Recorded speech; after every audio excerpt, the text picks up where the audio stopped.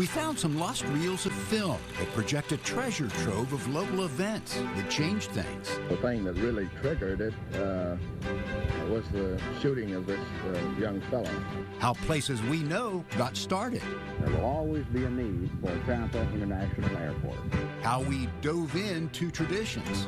What we're seeing now are about 50 young men who will participate in retrieving the cross. From bayou to bay. We sighted the mysterious pirate vessel Jose Gasparilla. Invasions of pirates and invasions of people. Inviting of bodies with money to improve the economy of our area. Shedding new light on what we shot long ago. Whenever something important is happening, you can count on it. A WTVT newsman will be there. From Fox 13 News, these are the Lost Archives.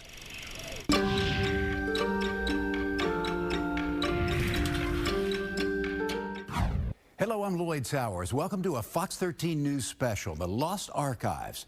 Fox restored and digitized our old reels of film to original quality. In fact, with new TVs, you'll see them better than they were 50 years ago. We begin unpacking the Lost Archives with a look at several nights of fire and anger in the summer of 1967. After decades of tension came a civil rights turning point in Tampa. Looking back in time can be unpleasant, even shocking. This lost footage, believed to be shot here in our area in the mid-1950s. It's handed on down from generation to generation. Hatred helped fuel racial tension that finally reached a flashpoint in Tampa, June of 1967. People raged and set fires. Trouble here is that the white man think he can rule us. The thing that really triggered it was the shooting of this young fella. 3 nights of rioting followed the police shooting of a 19-year-old unarmed black man named Martin Chambers, a burglary suspect. Hundreds of National Guard troops were brought in, amid fears the violence would get even worse. Our footage that hasn't been seen in decades. Wow. Fred Hearns is curator of Black History at the Tampa Bay History Center. Well, this is amazing that you've got this. We showed Hearns our newly digitized film. You've got shots of Central Avenue that I'd never seen before. Tampa's Central Avenue and Central Park Village is where the riots happened. It was a death knell for the city's premier black business district. So we lost this area that was known as the Harlem of the South, where we had black businesses and black entertainment venues where people who were world-renowned came to perform. The Central Avenue district was never the same after June of 1967. And at the time, there was fear that more of Tampa would burn, triggered by the killing of Martin Chambers. However, I feel that there are many, many underlying causes. This is just the straw that broke the camel's back. Riots in Tampa and other cities followed years of discrimination and segregation. Where blacks could not sit in certain places, could not eat at certain places. At the Tampa riots, Bob Gilder and other black leaders called for calm and an investigation. But the rioters were incensed by what they heard, that Chambers was trying to give up when the officer shot him. Whether it was true or not, that's the story that many of them were telling each other. He was giving up and they shot him in the back. Tempers were hot. All you do is write a story. That's all you do is write a story. No, I'm not writing you write a story. What you have, man. We live here, man.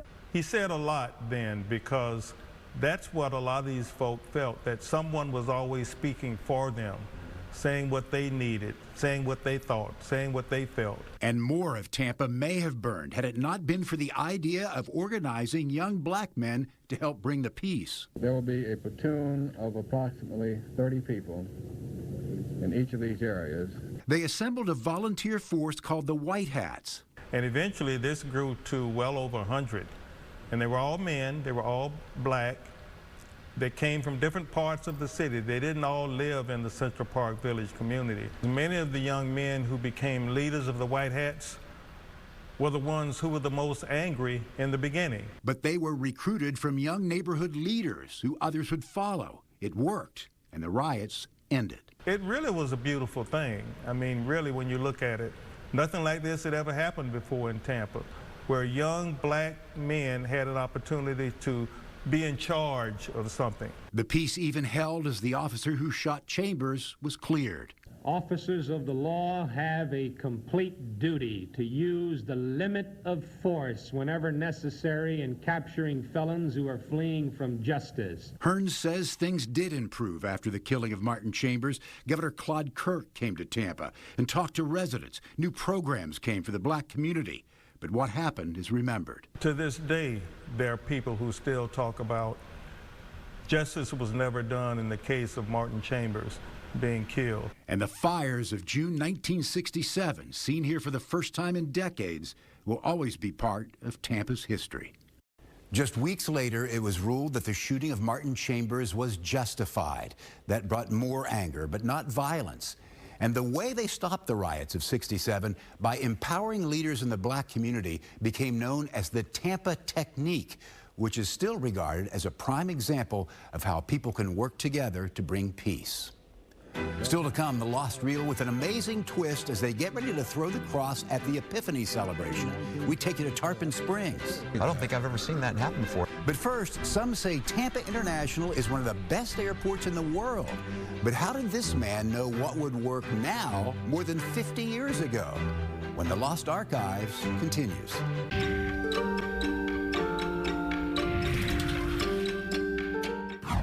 Welcome back. Remember when you were a kid watching the Jetsons? In our area, we had our own man of the future who back in the 1960s envisioned the award-winning airport we have today. Many travelers will tell you they love TPA. Running such an airport was a dream job for Joe Lopano. But I never dreamed I'd get the opportunity to run this airport because this is a special place. Very different than most airports around the world. But why is it different? At least part of the answer is revealed in our restored Channel 13 news film from the 1960s, an interview with the late George Bean, who envisioned TPA. In our new plan, we have provided flexibility both in detail and in gross, so that as new aircraft are introduced by the airlines, we will be able to accommodate them. He was way ahead of his time, no doubt. Lopano says it was George Bean who envisioned a central terminal with baggage and other infrastructure, along with outlying airsides that can be updated or replaced as aircraft and passenger needs change. Bean knew that more than 50 years ago. Many airport terminals have been obsolete by the time they were completed. But Tampa started in the future with driverless shuttles that connect the terminal with the airsides. That was the first people mover system at an airport anywhere in the world. Okay, look at our 1960s aerial film of where TPA would be built. Bean said neighborhoods should be far enough back for safety, but airport land could be commercially valuable.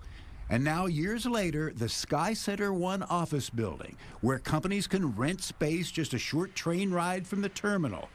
Bean knew it could pay off. We earn revenue from this building. Therefore, we continue to be self-sufficient. We don't take taxpayer dollars to operate the airport. Lopano says the shuttles and the Sky Connect, connecting the office building and rental car facility with the terminal, is an idea that dates back to Bean, which Lopano believes could show the way for new mass transit all over the area. Lopano says the train eases traffic on the parkway leading to the airport, the one you may have driven 100 times. But have you ever noticed its name? George Bean. That's the George Bean Parkway.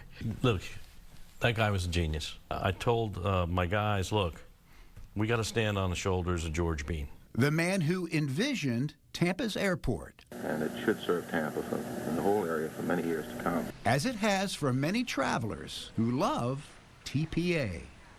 And did you know that St. Pete Clearwater Airport was under consideration to be our area's main passenger airport and not Tampa? It was a crossroads in our history that finally led to George Bean Parkway in Tampa. And there was another guy who had a hand in the airport, and you might be more familiar with him. We found him on many of our lost reels at different ages, at different places. He served longer than any Tampa mayor, which means he had to deal with the pirates every time they invaded. We sighted the mysterious pirate vessel Jose Gasparilla. This restored news film from the 1970s. They are the fathers and grandfathers of today's pirates, ready to invade Tampa when the mayor steps out. The mayor, who normally surrenders the city after the assault, is getting jittery. There's a chance he may sell out and join Gasparilla. Tampa cigar, do y'all smoke? Mayor Dick Greco playing along in a campy feature that we filmed back then. It was like one giant family years ago, and that can't be again, and it's growing so fast. Greco recently turned 90, and he's as local as they come. His family owned a hardware store in Ybor City, shown here with damage from the 1921 hurricane. He's seen change. You can't expect it to be exactly like it was when they walked in the hardware store and everybody gave you a hug. Greco was first elected in 1967, but as he rolls up in his car in our archive news film from 1974, he would tell us that he resigned for a job in the private sector. Salary, of course, this is private industry, and certainly it's more than I'm making here. He went to work for the DeBartolo Company in commercial development. But 20 years later, Greco was back. And from our news archive, our footage follows Greco through time as his hometown grows. I'm in a secret meeting with some of the pirates, some of Jose Gaspar's men. And plenty to remember, too, like Gasparilla's from years ago and some fun being mayor, with a front row seat to see it all. I look out that window every day, many times, and say, wow, it's a beautiful city with a lot of good people. At 90 years old, Mayor Greco remains very active. He and his wife go out all the time, and there are always lots of handshakes and hugs wherever they go. Coming up after the break, we dive back to the Epiphany of 1974. And this old footage holds an unexpected twist. Wait until you see who came up with that cross and where he is now.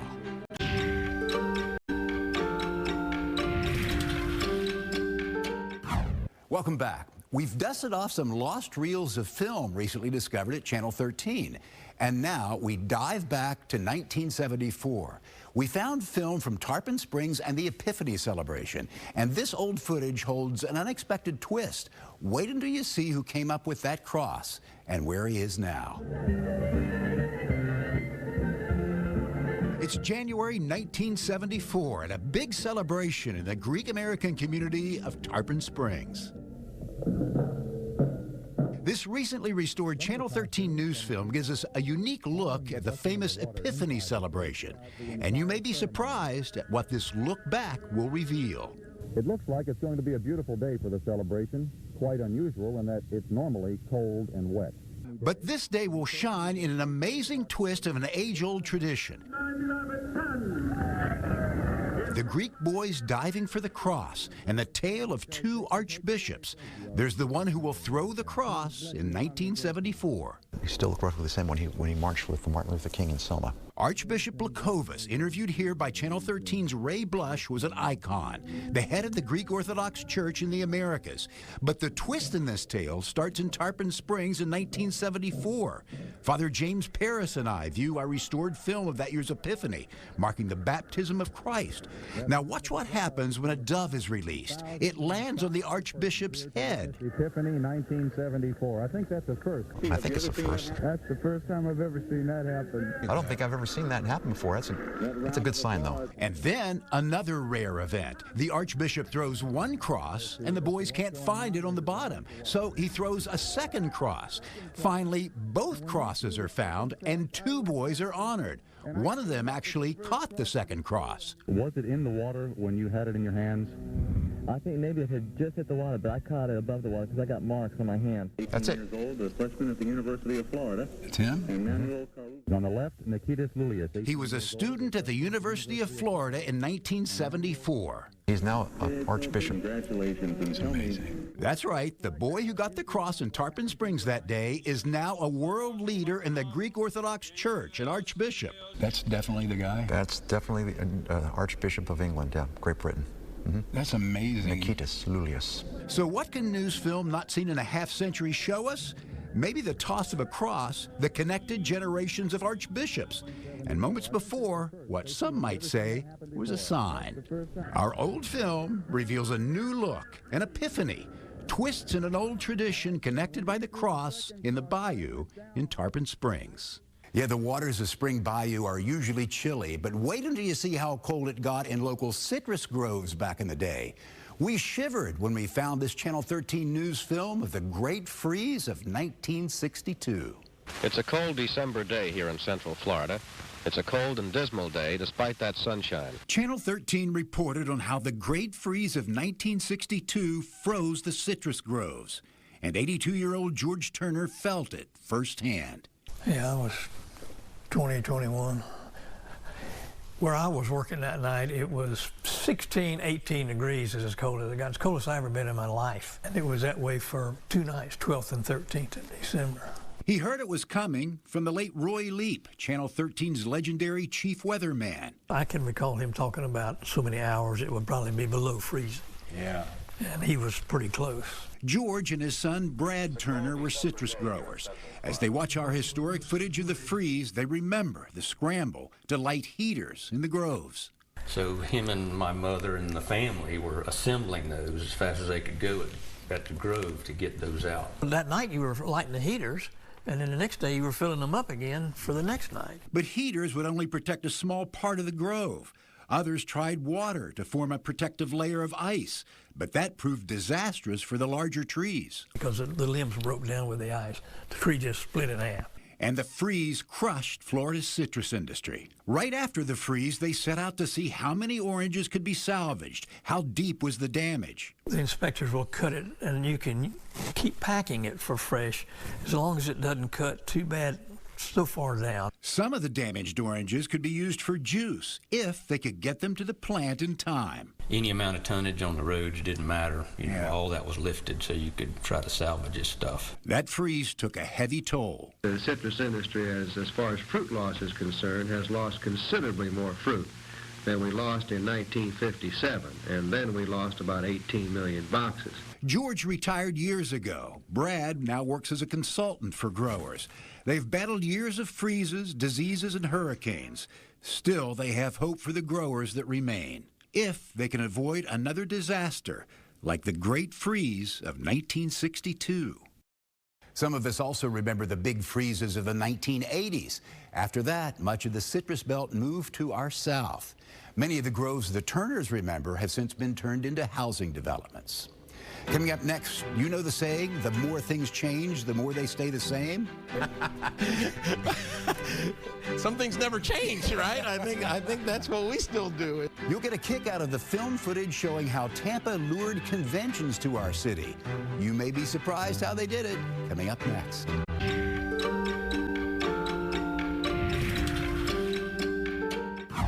Welcome back. At any given time, hundreds or even thousands of people from out of town are visiting our area for a convention. But did you ever wonder how those people choose our area for their event? A lost reel of old Channel 13 news film took us back in time to discover how it all started. And you might get a chuckle and some insight into how those conventions find their way here.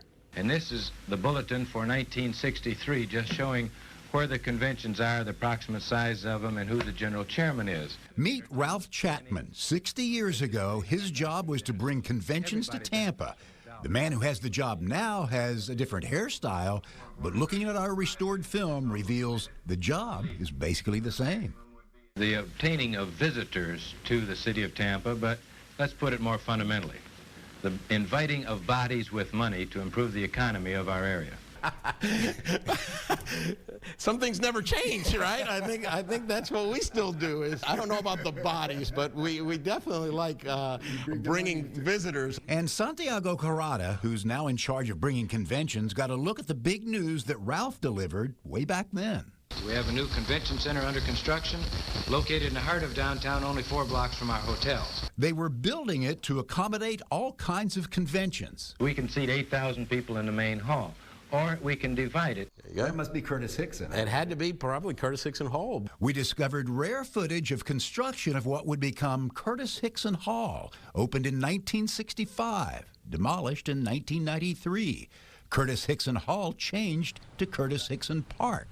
But some things haven't changed in the convention business. It hasn't, because we get very creative around how to appeal to the different groups and how to best the competition. You may remember when Santiago's team flew the entire small town of Tampa, Kansas, here to Tampa, Florida. It was to get attention. But Santiago was about to see how Ralph got attention 60 years ago. A brass band and Tampa girls dressed as pirates arrived to a table of convention location decision makers. That's awesome. It was a tongue-in-cheek demonstration for our Channel 13 cameras, and Ralph sealed the deal to bring the convention to Tampa. We'll see you in Tampa next year. He signed the deal. A fun representation, though, of how Tampa's convention business began. This is fantastic that this footage has been recovered. I think it's fabulous, and to see probably my predecessor's predecessor, maybe even a few more predecessors doing a great job really warms the heart. Separated by hairstyles and 6 decades, but kindred spirits with a common goal to say, Tampa invites you.